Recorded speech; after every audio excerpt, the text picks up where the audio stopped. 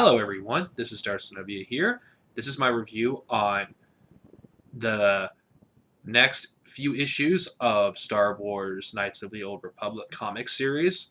It's issues 7 through 10, and it covers the Flashpoint story arc. Now, this is 4 issues, and I'm going to be talking about them, and the interlude, which takes place around the same time as the arc. Now I'm gonna be talking about the interlude later, so I'm only gonna talk about Flashpoint, part 1, 2, and 3. Now this arc begins where Zane and his band of misfits are trying to get supplies because they're on the run. So they go around in certain planets. I think that's what they've been doing as far as what this comic shows, and basically says there's a Mandalorian attack and the people who are in their respective posts run, so they steal their resources so they can eat and vice versa. But it turns out there was a real Mandalorian attack and one of their companions gets captured, Genrail, and well, in this story arc we also are introduced to the future Darth Malik. Now, he's not called Malik at this point. He calls himself Malik, or Alec.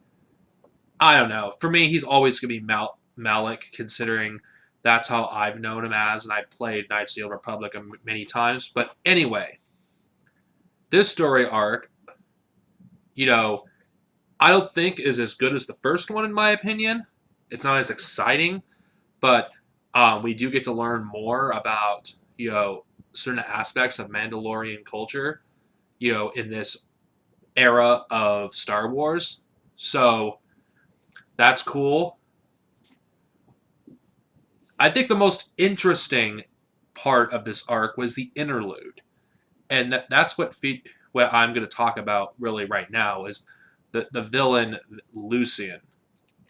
Now, I find it interesting that instead of a Sith that's a villain, we have a Jedi. And we get brief glimpses of his backstory on why he is the way he is, why he's such an extremist, why he's so obsessed with stopping another Exar Kun from arising. And the flashbacks take place not too long after the events of the Sith War. Now, if you read Tales of the Jedi, the series, you would know this. You don't need to read them, but it is nice because there's some context. Now, these comics take place around 20 years after the Redemption, but it is cool to see the after effects that even at this time, the war in Tales of the Jedi still has an impact on the galaxy. And there's some cameos from various characters from Knights of the Old Republic that, if you played the games, you would know about. We have a cameo of Atris. You have a cameo from all those other Jedi that exiled Mitra in Knights of the Old Republic 2. They make a cameo in here. Revan himself makes a cameo. Now, you don't see Revan's face. Revan wears a hood.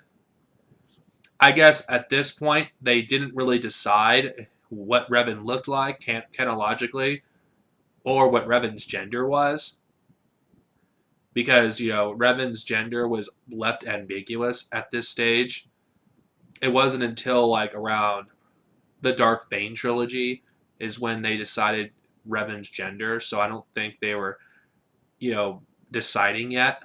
So showing Revan in the flesh was probably forbidden. I wouldn't be surprised. And I probably don't expect Revan to make that many appearances in this series, considering Revan's gender, they wanted to keep it ambiguous until they make a decision. So I'm fine with that. And, well, we meet a Mandalorian in Flashpoint that dinks differently from the other Mandalorians, so that's interesting. Now, I'm going to go back to, the interlude issue where Lucian, we get a glimpse of his past. I think I'm more intrigued by this character now because of this issue.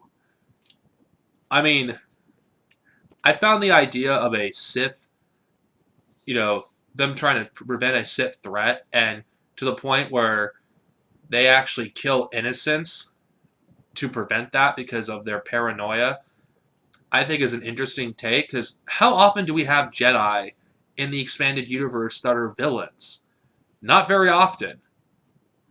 Of course, this also has a gray area because, if you played Knights of the Old Republic 2 in the first one, you would know the Jedi Council don't really do anything.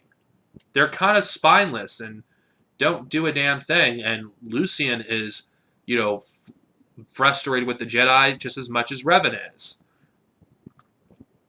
But while Revan's more concerned with the Mandalorian threat at this time, Lucian's more concerned about the Sith threat. Which I find ironic because the very Sith they're worried about, they actually ran into in this issue. I also am looking forward to reading more about Malik because I never found Malik to be that interesting of a character. At least, I mean, I thought he was a cool villain in Knights of the Old Republic 1, but reading a story that features him pre Knights of the Old Republic may add some sense of tragedy when you finally when I kill him next time when I play Knights of the Old Republic.